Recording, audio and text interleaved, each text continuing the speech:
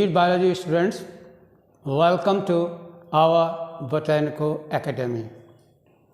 आज हम लोगों का बहुत ही इम्पोर्टेंट टॉपिक है सेल बायोलॉजी में, और उसका टाइटल है bio macromolecule.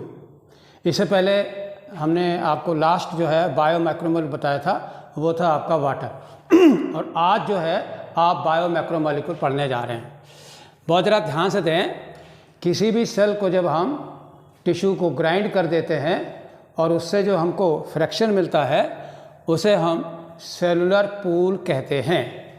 Cellular pool is a just a fluid containing all component of the cell in a soluble or insoluble form।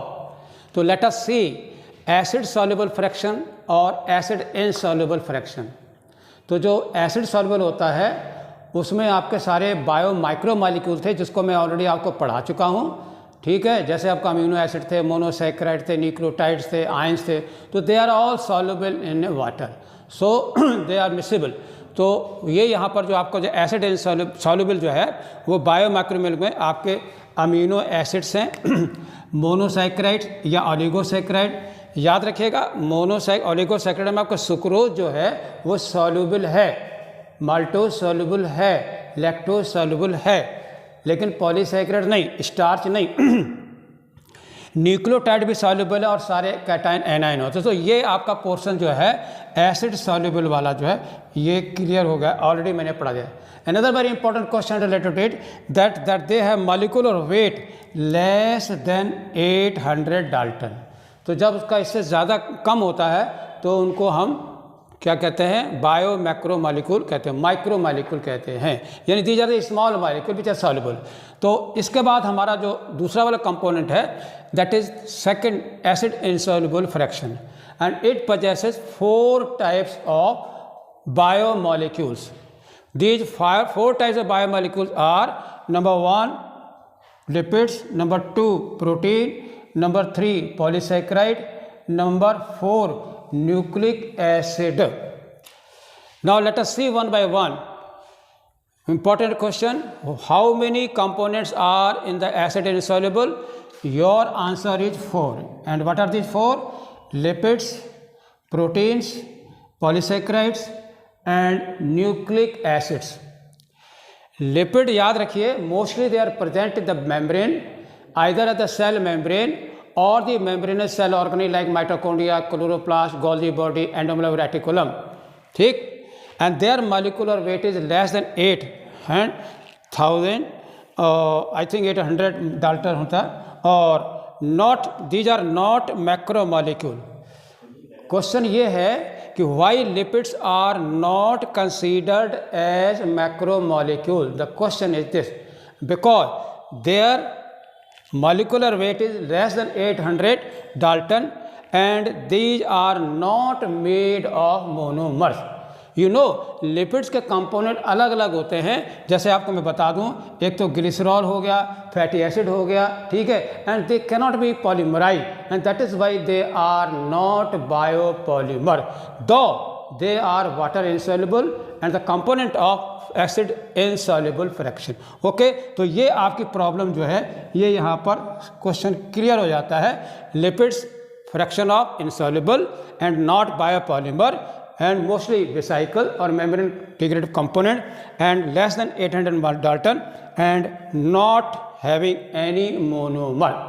Okay, now two protein and polysaccharide and nucleic acid are the true biopolymers या biomacromolecule because their molecular weight is very high। And now you see These are biopolymers, definitely they will be made of monomer। तो ये जो protein है इस जो बनते हैं किसके कारण, due to peptide bond formation. So very important question, the most important characteristic covalent bond of the protein is the peptide bond, and in polysaccharide biopolymer the most important chemical bond या covalent bond that is your glycosidic bond, and in case of the nucleic acid ठीक, they are having phosphodiester bond और glycosidic bond और hydrogen bond, ठीक है। So clearly जो है what is the difference between protein and polysaccharide and nucleic acid, these three are the most important bio macromolecule. Okay, so I have just drawn the chart format. In a minimum time, you can study the most of the question related to either acid soluble or acid insoluble component. Okay, now let us come to the topic. What is the definition of biomacromolecule? As I already told you, biomolecule, ठीक, having molecular weight more than 1000 Dalton. And here it is 800 Dalton. Okay, 1000 Dalton से ज़्यादा अगर molecular weight है तो उसको हम क्या कहते हैं, बायो मैक्रोमोलिक्यूल। ठीक, these are having 3 proteins, polysaccharides and nucleic acid. Remember, proteins, polysaccharides and nucleic acids. So the clear-cut definition: biomolecule having molecular weight more than 1000 Dalton are called biomacromolecule. For example, protein and polysaccharide and nucleic acid. Okay. Now let us just see what are the characteristics of these biomacromolecule. So I have personally written these one. Let us see one by one. These are large biological polymer. Remember, याद करिए, polymer के कारण ही जो है ये बहुत बड़े हो जाते हैं। ठीक, और मेड ऑफ मोनोमर्स, याद रखिए मोनोमर, ठीक है, विच आर पॉलीमराइज। जैसे ऑर्गेनिक केमिस्ट्री में एथिलीन होता है तो उसको कई बार आप जोड़ोगे कोवलेंट तो पॉलीएथिलीन हो जाता है। इसी तरह से ये जो है मोनोमर के बने होते हैं जो कि पॉलीमराइज हो जाते हैं। And all monomers are linked by what, covalent bond. ये अलग अलग तरह के कोवलेंट बॉन्ड होते हैं अलग अलग तरह के बायोपॉलीमर में। मोर ओवर, तीसरा पॉइंट जो है, these are acid insoluble fraction. पहले वाले में लार्ज बायोपॉलीमर, दूसरे मेड ऑफ मोनोमर और तीसरे वाले में आपका एसिड इनसॉल्युबल फ्रैक्शन में पाए जाते हैं। These are polymeric in nature होते हैं और लार्ज मॉलिक्यूल होते हैं। And they provide the 3 most important contribution of these biomacromolecule in the cell biology. They provide, देखिए स्ट्रक्चर, ये कोई भी सेल बिना स्ट्रक्चर के नहीं हो सकता। यानी स्ट्रक्चर में आपके बात मतलब यह है कि सेल की सबसे पहली स्ट्रक्चर जो है वो है आपकी सेल मेम्ब्रेन। ठीक है, without cell membrane you can not have a cell inside nuclear membrane and other membrane of cell organelle. Okay, और स्टोरेज देखिए, you see we can not have a life without the storage compound. जैसे आपको पता है plants में storage होता है starch का और एनिमल्स में आपका ग्लाइकोजन होता है। Because cell is a dynamic continuous biochemical process, continuously consume fuel and provide energy by their oxidation. So that is why we have to store. Then these are the storage. So structure, protein, storage, polysaccharide. And the third very important जो है आपका बायोमैक्रोमोलिक्यूल जो है वो है आपके nucleic acid. याद रखिए, न्यूक्लिक एसिड जो है ये इंफॉर्मेशनल मॉलिक्यूल हैं। They store genetic information and they are the controller of cell biology. Okay, and in the last the example of bio macromolecule, protein, structural biopolymer, right, storage mostly, and as well as genetic storage, that is your nucleic acid. So very clear cut you can see in the whole as a whole what are biomacromolecule. Now let us see, okay, now let us see biomacromolecule one by one. ठीक है, how are they being polymerized? Let us see one by one.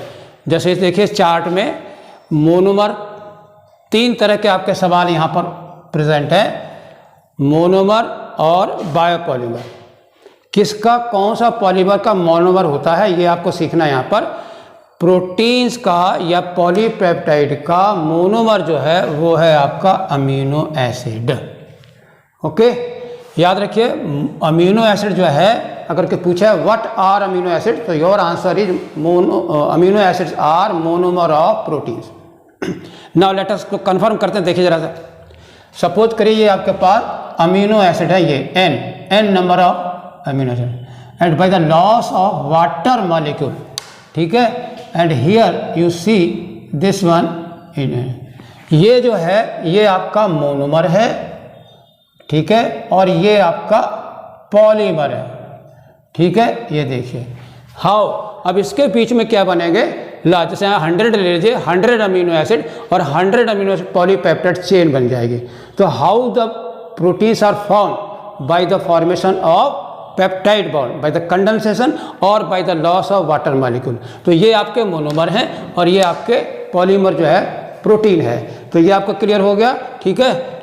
पहले वाले का सवाल का हो गया कि प्रोटीन के मोनोमर जो है अमीनो एसिड है। जैसा कि मैंने आपको पहले भी बताया था कि अमीनो एसिड कौन से, मैजिक 20 स्मॉल मॉलिक्यूल में, तो वो सारे जो है जेनेटिकली जो है प्रोटीन सिंथेसिस में प्रोटीन बनाते हैं, ओके।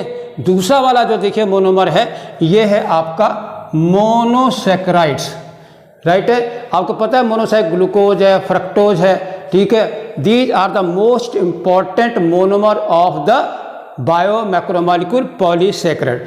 याद रखिए, ये देखिए, ठीक। सपोज करिए आपके पास क्या है, ग्लूकोज। याद रखिए glucose is the monomer of किसका, पॉलीसैकेराइड का। तो ग्लूकोज कैन बी पॉलीमराइज्ड इनटू किस में, जरा देखिए, किसमें, स्टार्च में, ठीक है, सेलुलोज में और ग्लाइकोजन में, देख रहे हैं यहाँ पर। तो ग्लूकोज मोनोमर है और ये सारे आपके जो है polymer starch, polymer cellulose, polymer glycogen. So you can say monosaccharide are polymerized into polysaccharide. Examples are there, starch, cellulose, to whom I will tell you detail in the next time. Okay. Now the third category जो monomer है वो है आपका nucleotide.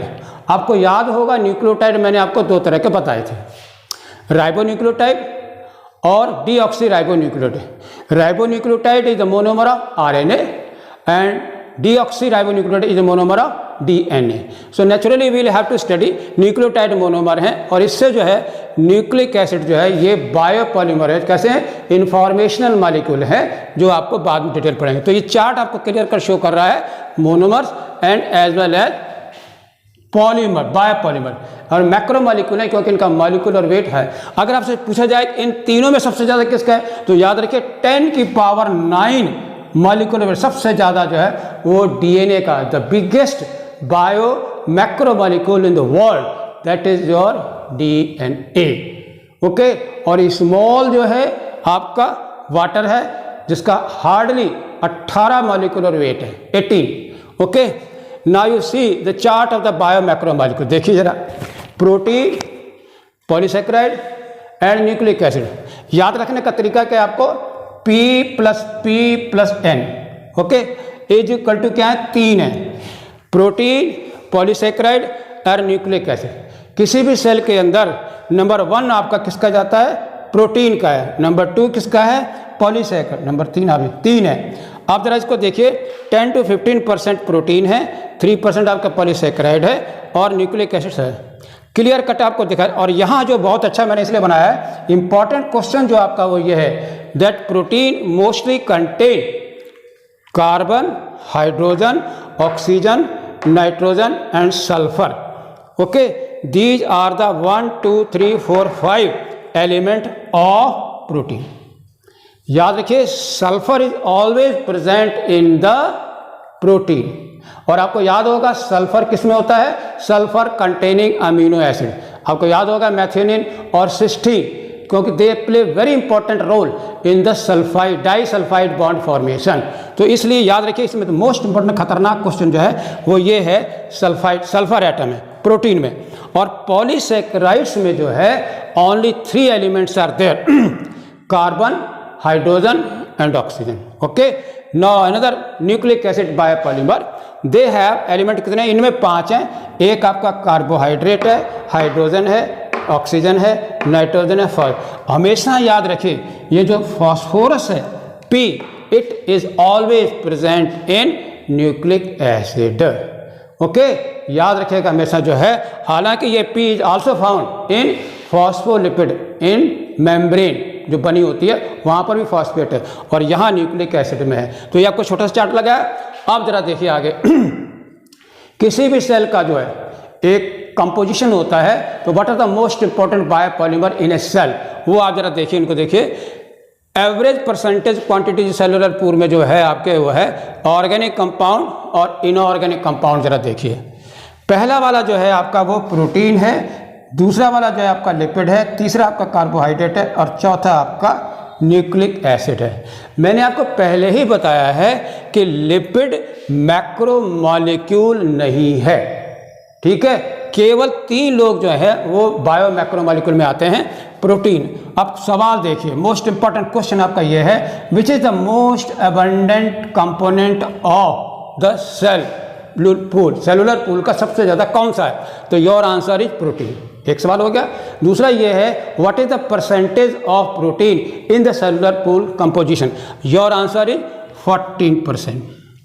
Okay, सबसे कम कौन सा जो है इनसॉल्युबल फ्रैक्शन है, तब आपका आंसर आ जाता है वो आपका लिपिड आता है। ओके, और उसके बाद जो है ये नंबर 1 पे आ जाता है और नंबर 2 पर आपका जो है न्यूक्लिक एसिड का कंपोजिशन जो है वो 5 to 7% होता है, क्योंकि इनका मॉलिक्यूलर वेट काफ़ी ज़्यादा होता है। और उसके बाद तीसरे नंबर पर जो है वो आपका जो है वो आपका कार्बोहाइड्रेट में आ जाता है। तो ये थे आपके organic compound. Now let us see inorganic. Inorganic compound की जब हम बात करते हैं तो उसमें सबसे ज़्यादा जो है वो आपका वाटर होता है, 70 to 80% होता है। मैंने कल भी आपको बताया था कि हाइड्रेला में 99% तक पानी हो सकता है और सबसे कम पानी कहाँ था? वो आपके ड्राई सीड्स में 10 to 15%। तो मेटाबॉलिज्म का रेट जब ज़्यादा होता है तो वाटर की क्वांटिटी भी बढ़ जाती है और मिनरल जो है hardly 1% of the total cellular pool and the most abundant biomolecule जो है वो H2O है। अगर कोई पूछता है how can you justify whether water is a biomolecule और नॉट, पानी तो इनऑर्गेनिक है, लेकिन हम आपको बता दें, आपको याद होगा photosynthesis, the 2 most important raw material of the photosynthesis है वो है आपका CO2 और H2O। क्या कल्पना करते हैं ग्लूकोज या फोटोसिंथेसिस बिना CO2 H2 को हो जाएगी? नहीं, इसलिए CO2 बायोमॉलिक्यूल भी है गैसियस और पानी भी जो है आपका बायोमॉलिक्यूल है। तो हमने आज आपको मोस्ट इंपॉर्टेंट बायोमैक्रोमॉलिक्यूल का इंट्रोडक्शन और सारा बता दिया है और नेक्स्ट टाइम हम आपके सामने आएंगे लेके प्रोटीन बायोमैक्रोमॉलिक्यूल्स। Thank you.